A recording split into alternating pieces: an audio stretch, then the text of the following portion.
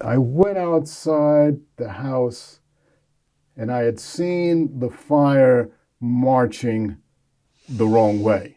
I mean, coming our way. And then I saw it come over the ridge and I just said, well, it's time. It's time to go. We had packed. I only took 4 books. My 3 reading copies of my poetry books, and for Christmas, my daughter had given me an anthology of Black poets, and I took that, and that was it. Of course, not counting how many thousands there are in the Kindle that I took. I'm not in Altadena. I'm south of Altadena, 5 miles away, and I was getting all the smoke and ashes. I was able to get back up the next day before they shut it off, and I can remember driving up lake and just looking at something you never really thought you'd see. These just buildings just laid waste, businesses gone. There was a church, there was a mosque, there was a poem I wrote, and it had to do with what happened when I was coming up my around to see my block. Between the sides of the street, there's a park that runs down the middle, and it's called Marklow Park. And I'm coming up, and I see the houses on one side, half the houses are burned. And I come up, and I come around on the corner, that house is good, and I keep looking down, and all of a sudden I see my house, and it's there. And it was, it was a OMG moment that it was there. But it was almost as if that park acted as a fire break. Wow. Because above it, all the houses on that side were saved. Below it, half the houses were in ash, including the house where we had spent Christmas and Christmas dinner. And so the hardest thing I had to do was to call my friend and tell him his house was not there. And that kind of led to, eventually, it led to this poem called Something Coming. All of it, all that's seen and unseen, all has weight, each ash, each scorched page, charred thought has loss. There is nothing weightless, all counts loss, always with us, accepted or not, always demanding something closely kept, demanding our ownership of what's no longer ours. Whose lending library stands intact? Whose books, soot-free, wait curbside, silent as books, valiant as witnesses called to be valiant against the ruins behind them, against rubble haphazardly rising as rubble. Don't search unmasked, ungloved, all is undone. Ash-grayed trees bend above home, claimed by ash, across from our spared home. We laughed across their Christmas table longer than planned, their friendship too strong to leave too soon. Did friendship sense change? Our hostess said, stay. Did she sense something hard coming, something coming, something? It's kind of unbelievable, really, all of it. It's just... And you've written something along these lines in this time frame. You want to talk about that? Yeah, I mean, I have a longer poem, but I just cannot even bring myself to look at it again. But I've extracted one stanza. Mm-hmm. And that's a stanza that I think it's just going to be a poem that's going to be on its own.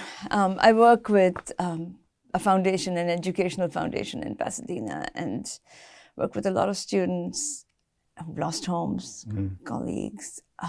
And on January 22nd, 23rd, something like that, after the schools had been closed for 2 weeks, there was a big gathering of the school district staff and employees, and they were all at Pasadena Community College in the gym. I train the high school leadership team. Mm-hmm. I began that group during COVID lockdown. And this young woman, she's now a senior at Pasadena High School, and I've known her, and her house was burned. And I was invited to have some students read their experience and give some inspiring words to the staff. And the students had really been pushing for schools opening. And there was resistance, and there was, whatever. It was like lockdown. It was like COVID, but worse, because it was only one little corner, as you know, of the community. And other parts of the community did not understand. So this is a quote. I extracted a quote from an essay that she wrote, and this is what it is, my poem. We believe. In the talk she delivers before 2,000 teachers and staff, Pasadena High School senior, Polly, she returned to her home to see ashes and rubble. She tells us human connection will show us a path forward. This I want to believe. Yes, that is the poem. I'd say that was a good call. Yeah. There's power and heart in that. Thank you. Yeah, I mean, I work with students, and I did a special project where it was like, okay, give me a list of books that you miss or have always wanted. Mm-hmm. And so I've been collecting money for those books, and I've been giving them to the students. And just, not every student wants to read, but for those who do and who lost their books, it's huge. And that's how your work goes into your creative work. I mean, how it feeds and supports the other. Yeah, it always has. I mean, that's the kind of work that I've always done. And I think, so our roles in the Altadena Library, which did not burn, it is officially opening. We will have events there again. Our roles are very different, right? Mm-hmm. I mean, I have 20 plus years of experience organizing readings. I ran a nonprofit, a social justice arts nonprofit. I do performance. That is my role. I put people before the mic. I am before the mic. And that's my role with Altadena Poet Laureate. Right. And you are the Poet Laureate for Community Affairs. And community is so core to what you are and what you do. So that is just a proper fit. Yes. Thank you. And the fit for you, I don't know your official title. My official title is Poet Laureate Editor-in-Chief. There you go. And you are Editor-in-Chief of the Altadena Poetry Review. Yes. This book was released in March-April 2024. And right. The editor is the amazing Peter J. Harris, whose path you stepped into. And he has since passed away. So the future book will be dedicated to Peter. Right. It'll be in memory of Peter J. Harris, who I first met in 2003 after my first book was published, and I had read at World Stage.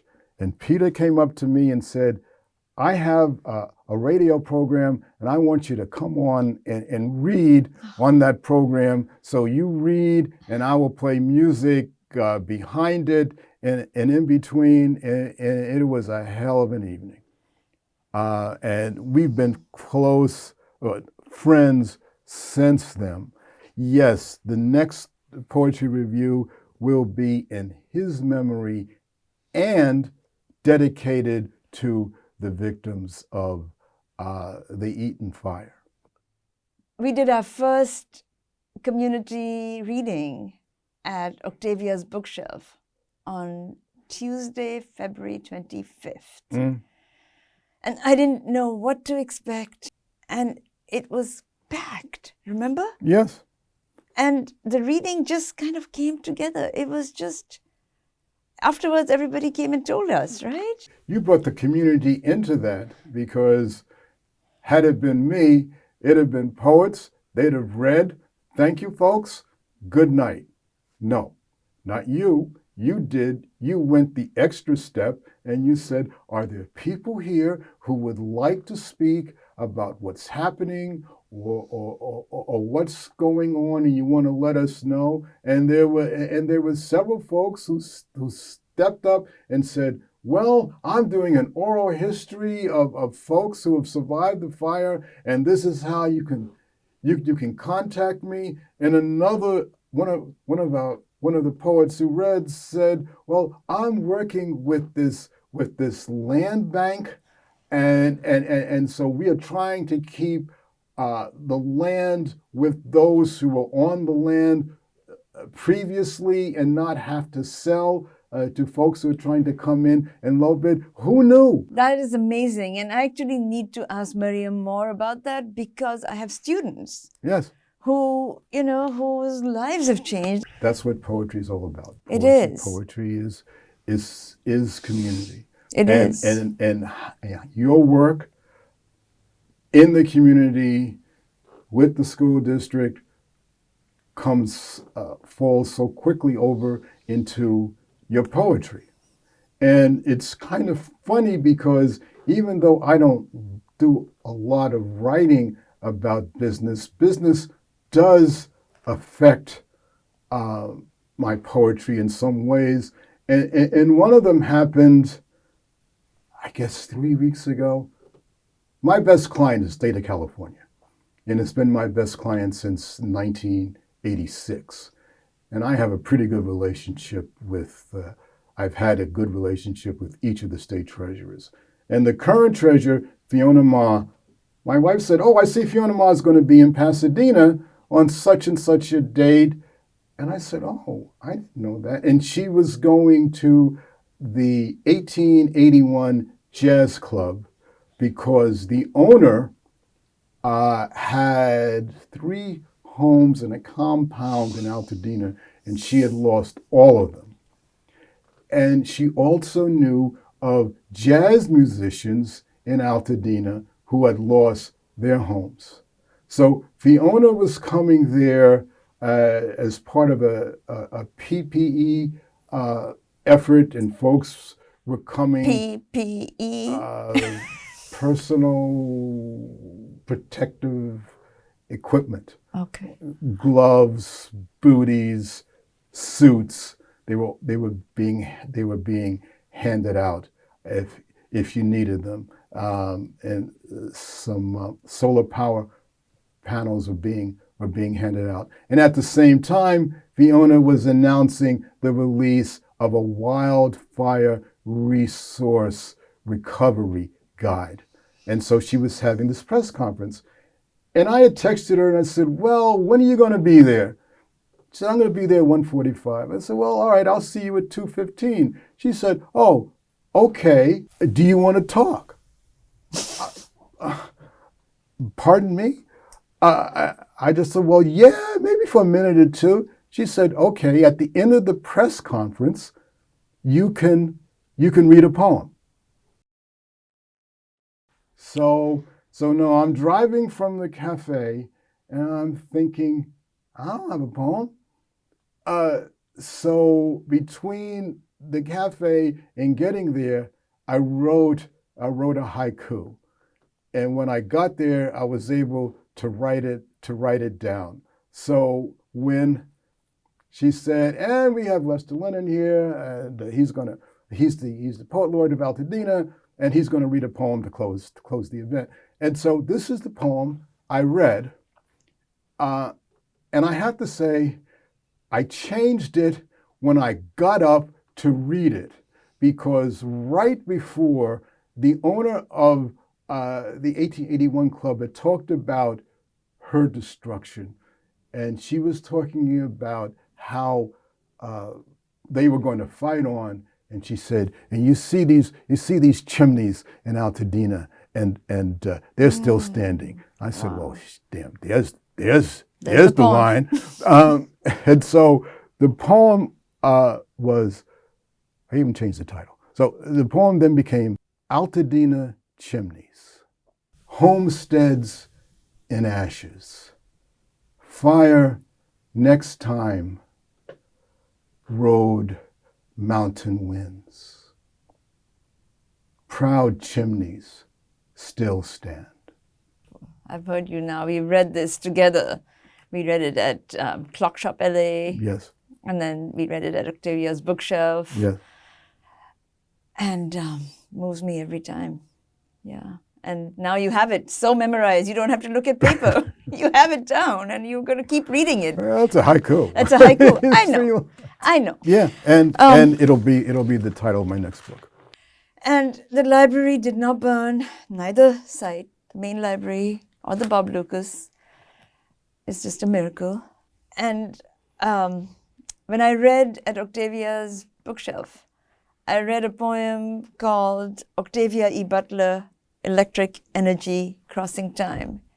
And I actually wrote that poem, the first draft, in the community room in Altadena Library when Shonda Buchanan was leading a workshop. And I'd been fiddling with it, and then it finally came to a place where I'm like, I think I'm done. I may fiddle still a bit more. It's not published, but I've been reading it, and I actually gave this reading with LA Poet Society and Poets by the River, LA River by the Arts. Oh my goodness, it was the most magical bike reading that I've ever done. It was an all day on a bike and just stopping to read poetry.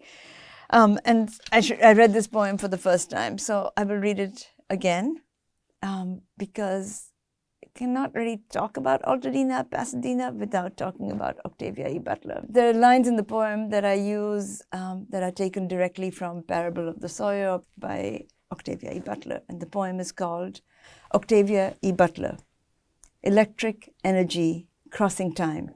In science class, she gazes out the window onto Lincoln Street, where she steps off a bus each morning, navigating the labyrinth of past, present, future. Ceasefire violation by ceasefire violation, most of the peace talks broke down. It is easier to make war than peace. Octavia E. Butler, a kindred spirit, soars like a black electric pole, one head above giggly high school girls. Along Muir High School's stone staircase, I walk the hallways of the school, visit her diaries and writings in the colonial garden that sweeps the red-lined streets of Pasadena, the city she called home. In her books, she tells us, stupid wars will kill people, maim and impoverish still more, spread disease and hunger, and set the stage for the next war. A visionary, maybe she did not know that her stories would be textbooks around the country, and that she would be painted in her high school library mural, with her eyes like a telescope, gazing upon students in 2024, the year she predicted the truth, genocide for water and land, and resistance for survival. And that's why I wear my other hat as poetry editor of Rosebud magazine, and we will be very happy to publish that poem when it is done. Close. one more tweak on that second last stanza. Well, the poet knows when it is done. True. Of course, Lucille Clifton would always say, don't let the poet be the enemy of the poem. It's true. The poem takes you where it's going to take you. And, you know, I grew up in a home in Karachi, Pakistan, that had a constant flow of poets and artists, dancers, even when music and dance was banned by General Zia in the 80s, 90s. And majority of the poets, major poets in Pakistan, have been imprisoned for their words. And we are getting close to that again in this country. And I take hope in the fact that all the draconian laws that he implemented against women, against free speech, against everything that's happening right now in this country is now being reversed. We may not see that reversal in our lifetime, but my daughter will, and hopefully your daughter will, you know. So for me, poetry has always been in my blood. My aunt was a radical feminist poet. She and my mother were not that close. And when she came over, she'd go sit with my father, who had also served time in prison for activism. That's just my family history. I haven't gone there yet. Hopefully I won't. But again, who knows in these times? Because I'm not staying silent, that's for sure. But she was one of the first feminist poets of Pakistan. So I'm just truly grateful. I began my nonprofit and I write poetry, but I cross genres, just like I cross borders. I have a novel out, but I'm working on a collection of poetry. I have a memoir that I'm working on. I do art installations. It's just the nature of crossing borders for me. It's not just wearing one hat or being one way or one person. When I'm in LA, Pasadena, I'm 100% here. But when I'm in Karachi, I'm 100% there. Yeah. So, you know, what was your path to poetry? I wrote my first poem, I was 7. And it was published in Columbus Elementary School spring booklet. I don't know what it was. I can't bring it back, but that I know it was published there.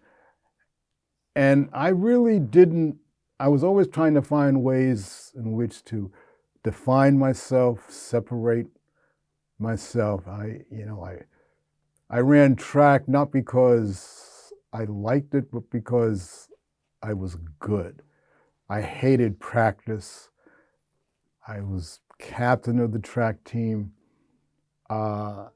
And my coach said to me, well, you know, I think I can get you a track scholarship at St. John's. And I said, Coach, I've gotten into University of Wisconsin. I'm not running track. I'm done. But when I got to Wisconsin, you know, I mean, at that point, this is like 65. And they had 25,000 students. That's a lot of students then. I mean, it's almost a lot of students now. And I was trying to figure out a way to differentiate myself. And I thought, well, maybe I'll go back into writing poetry. Then luck of the draw, Gwendolyn Brooks came to teach a poetry class. That was a big help. And I talk about Rosebud. Well, I met the publisher of Rosebud in Gwendolyn Brooks's class some 50 plus years ago. So, you know, those connections are something. James Baldwin was in my college. He was in the 5 college I went to. From Karachi, I went to Massachusetts, and I was at Mount Holyoke College. And I didn't know anything about U.S. culture, history, whatever. I mean, I came very much from South Asia, and I never planned to be in this country for this long. I planned to get my degree and go back, and all kinds of things happened. But I mean, I'm always in 2 places, I guess people say. But James, I will never forget how he like swept by me. I was like, he was wearing a cape. And it was just like, and I turned to my friend, you know, she was from Boston and West Africa. And I was like, who was that? She was like, that was James Baldwin. But you had to like sign up to get. And I was a freshman. I did not make it into that class. But I began writing. I began writing then. I did not know before I went to college, because all the poets that I'm talking about who came into our home were writing in Urdu. But I went through that colonial thing where I went to an English-speaking school, and so my Urdu I'm fluent, but my writing is very weak. So, have you ever considered, in terms of helping with your written Urdu, considered translating your poetry into Urdu? Yes. Yeah. I'm kind of not trying to get distracted. I want to finish the manuscript in English first. Yeah. And I've written a couple of poems in Urdu, and they're very different. And poetry in Urdu is it's one of the most melodic languages. I shouldn't say in the world, because that's just being too extreme, but it's a very melodic language. It's a very poetic language, so much so that you cannot teach science and medicine in Urdu. There's just not the vocabulary. There is things to be said about politics in poetry. So I'd like to read one fairly political poem that is in my latest book, which is Lynchings, Postcards from America. The title section is a description of lynching photographs. I know your book, and I've read your book, and it is so powerful. And the poems by themselves are standalone pieces, but then with the historic photographs, just heartbreaking. So the poem I wanted to read, which was written a few years ago, but unfortunately is very present now, is called The 45th President of the United States. And it's introduced with a quote from the Boston Globe editorial. The president has blood on his hands. Beautiful. Often he says beautiful. Horror. Each day with him we see new horror. Blood stains on his hands. We see the blood stains stain where he touches, everywhere the stain. His golden sewer voice punching out his guttural gutter breaths, praising his gutter. Nasty. The women he attacks are nasty. Losers. The men he fights, always weak losers. Virus denied, he makes undenied virus. Spitting out serpents, he climbs his cross, spitting old venoms tailored for old fears. The old preacher pronouncing damnation. He preaches protection, only him for our protection against fake news, against false facts, against hoaxes, the lying deep state's vicious hoaxes. Shame. He has children caged. He has no shame. Horror. We live and die with him, our horror. Beautiful. His last hour becomes our beautiful. 2016, 2025. It's really... I have a message for that same person, actually. It's a poem that I wrote also some years ago. And it's not in response just to that one president, but it's in response to, in general, in this country, reaction in the rural areas to immigration. And I don't call myself an immigrant because I did not come to this country with my family. I'm a transnational. I move between borders. And this poem is dedicated to my mother, who was in Sydney, Australia in December, January, was then in Karachi, Pakistan, is now in Boston, Massachusetts, where she's sort of based, and she's coming to Pasadena, and then she's getting ready to go to the UK for a educators conference, international teachers conference for teachers who teach English language. She's 86. And so this poem is called Rotation, and it's dedicated to my mother, Professor Sehba Sarwar. She heats oil, rolls puri, drops flat flour into bubbling oil. You conquer, enforce rules, ban travel. In another pan, she pops coriander seeds, tosses sliced potatoes. You build walls, deport passengers, obstruct asylum seekers. She serves flaky puri with crisp potatoes we devour together. You demand documents, collect fingerprints, require face identification. Our choice, eat, speak, wear, practice as we please, where we wish. You cannot hinder climbs, prevent tide, stop earth rotation. Like waves we cross, we fly, we roar, we stay or leave. Our movement, permanent. I wrote this probably during that time too, but it applies. It's so sad how current it remains. It remains current. I performed this poem with the video of my mother cooking at the grant performances when I got the COLA grant last year. And she was there.